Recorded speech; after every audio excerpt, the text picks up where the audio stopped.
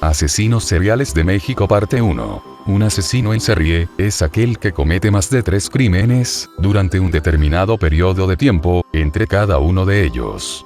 Están específicamente motivados por una multitud de impulsos psicológicos, ansias de poder o compulsión sexual. En México han existido estos tipos de asesinos desde que se tiene el primer registro en los años 1880. César Armando Librado Legorreta, alias El Coqueto. Este feminicida confesó haber violado a 8 mujeres y asesinado a 7 de ellas.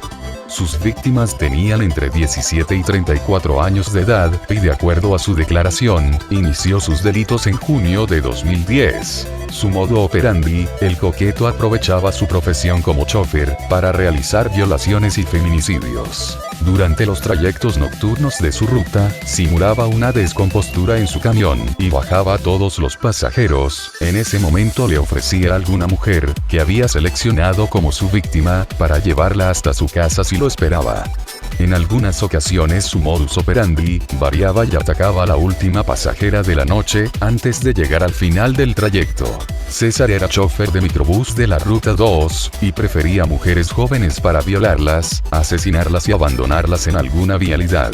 Fue detenido en febrero de 2012 gracias a la denuncia de su primera víctima. El Coqueto creyó que la había matado, pero ella sobrevivió. Después de pasar unos años en el penal de Barrientos, fue trasladado a un módulo de alta peligrosidad en el penal estatal de máxima seguridad en Otumba, Estado de México, pues sus conflictos con otros internos en el penal anterior iban en aumento. Francisco Guerrero, alias El Chalequero, es el primer asesino en serie de quien se tiene registro en México. Fue acusado de matar a 20 sexoservidoras de 1880 a 1888. Su alias se debe a que se vestía como Catrín. Pantalones de casimir ajustados, camisa blanca, una faja de colores en la que ocultaba el cuchillo con el que asesinaba a sus víctimas, sombrero negro, zapatos recién lustrados y un elegante chaleco. Su modo operandi consistía en abordar a sus futuras víctimas con el pretexto de hacer uso de sus servicios, pero posteriormente las estrangulaba, decapitaba y arrojaba sus cuerpos al río Consulado. Después de ser capturado, fue condenado a la pena de muerte, pero Porfirio Díaz revocó la sentencia y fue condenado a 20 años de prisión.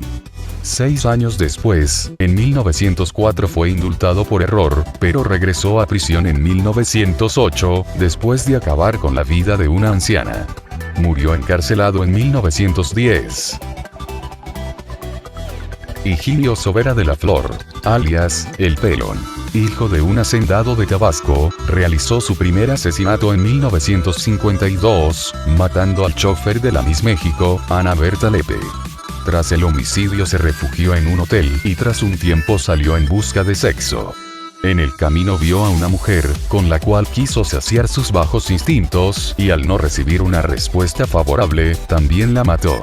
Las autoridades de la época solo tienen registro de esas 2 muertes, pero sospechaban que Sobera de la Flor debía a otros asesinatos. Aunque solo se tienen confirmadas 2 víctimas, se cree que Higinio Sobera de la Flor fue responsable de muchos asesinatos, pues las empleadas domésticas de la familia declararon que en muchas ocasiones las prendas del Pelón estaban llenas de sangre. El Pelón sufría de esquizofrenia, fue encontrado culpable, los trasladaron a la prisión de Lecumberri, en la cual no recibió el tratamiento necesario para su esquizofrenia. Tiempo después fue trasladado hacia un manicomio, hasta que su estado mejorara. Fue liberado en 1982 y murió por causas naturales en 1985. Juana Dayanara Barraza Samperio, alias La Mataviejitas, conocida en el mundo de la lucha libre como la Dama del Silencio, fue acusada de matar a 16 personas, 13 robos agravados, más de una decena de daños morales y prejuicios. Esta asesina serial que sembró el miedo en la Ciudad de México a finales de la década de los 90 y principios del 2000 entre los adultos mayores. Aunque se cree que fue responsable de más de 40 asesinatos. Su modus operandi de la Mataviejitas se presentaba ante sus víctimas como una enfermera ofreciendo programas de apoyo social por parte del gobierno. Una vez que entraba a la casa de su víctima, mataba a las mujeres con golpes, armas punzocortantes o estrangulación.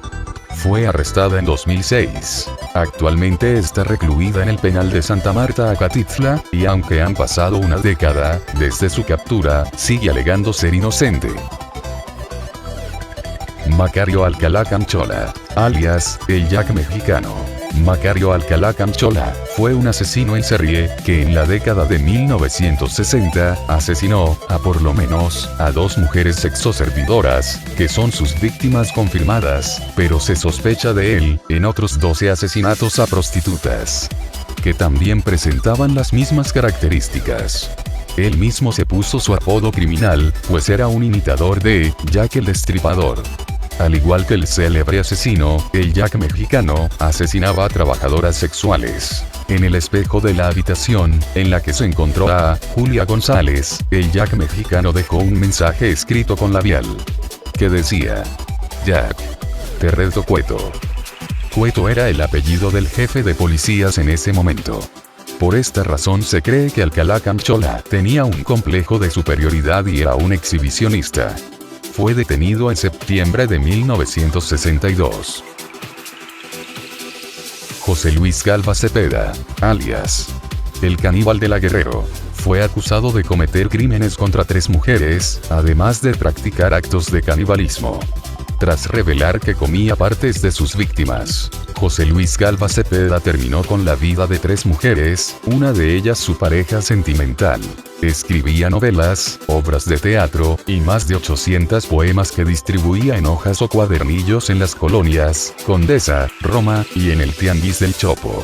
Fue responsable de la muerte de otras 2 mujeres, una exnovia a la que descuartizó en un basurero, y a una trabajadora sexual. Se suicidó en el reclusorio norte, días después de su arresto en 2007, aunque sus familiares dudan de esta versión, pues señalan que el cuerpo de José Luis presentaba señales de tortura y violación.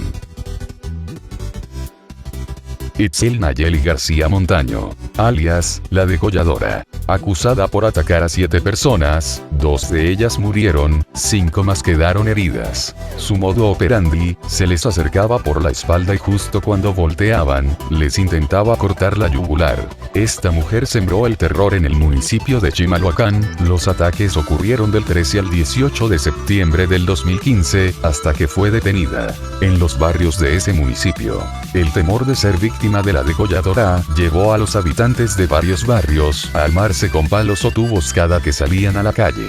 La Procuraduría del Estado de México informó que detuvo a la presunta autora material de los ataques, Itzel Nayeli García Montaño, de 20 años, vendedora de dulces en los vagones del metro de la Ciudad de México y adicta a inhalantes. Raúl Ociel Marroquín Reyes, alias el Mata Gays o el Sádico. Raúl Ociel Marroquín es un asesino serial y secuestrador de hombres homosexuales. El modus operandi de este criminal se basaba en la confianza. Asistía a lugares frecuentados por personas homosexuales, como el Cabaretito o el León, ubicados en la zona rosa de la Ciudad de México, y de acuerdo a sus declaraciones, en ocasiones ellos lo abordaban o él les hacía propuestas sexuales. Después los llevaba a su domicilio, ubicado en la colonia Asturias, o en algún hotel. Ahí los sometía a torturas, y pedía un rescate a los familiares de sus víctimas.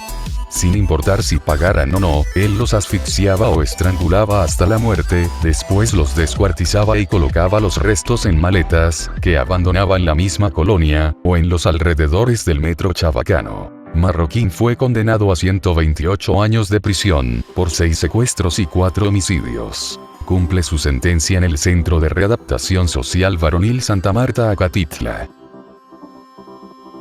Santiago Mesa López, alias el Pozolero. Durante 10 años trabajó al servicio de los hermanos y narcotraficantes Arellano Félix. Actualmente, está recluido en el penal del Altiplano desde 2009, y confesó haber disuelto alrededor de 300 cadáveres en ácido. Mesa era albañil de profesión, pero comenzó a trabajar para desaparecer los cadáveres de quienes eran asesinados.